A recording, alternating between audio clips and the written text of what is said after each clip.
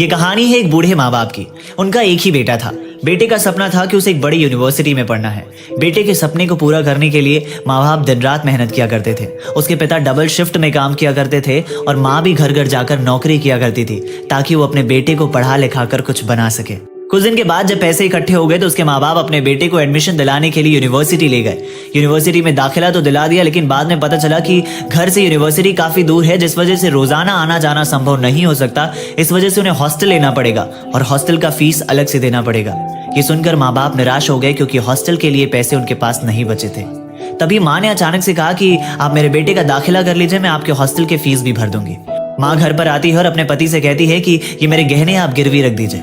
पिता ना चाहते हुए भी उन गहने को गिरवी रख देते हैं क्योंकि सामने उनके बेटे का सपना नजर आने लगता है। उस गहने से मिले पैसे को वो यूनिवर्सिटी में देकर अपने बेटे का हॉस्टल का फीस भी भर देते हैं और बेटा यूनिवर्सिटी में पढ़ने लगता है, हॉस्टल में रहने लगता है और माँ बाप से रोज फोन पर बात किया करता था।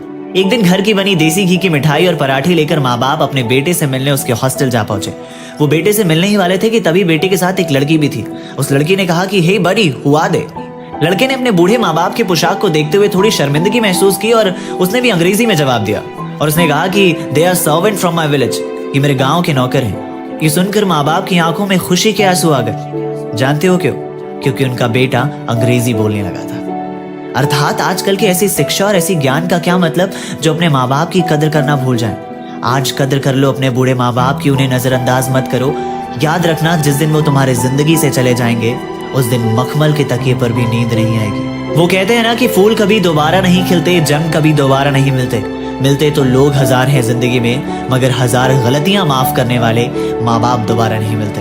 अगर आपको मेरी कहानियां ऐसे ही पसंद आती हैं तो मेरे चैनल को जरूर सब्सक्राइब करेगा, मेरे वीडियो को लाइक करेगा और ये वीडियो हर हिंदुस्तानी तक पहुंचा दीजिएगा ताकि उनकी सोच बदल जाए। शुक्रिया।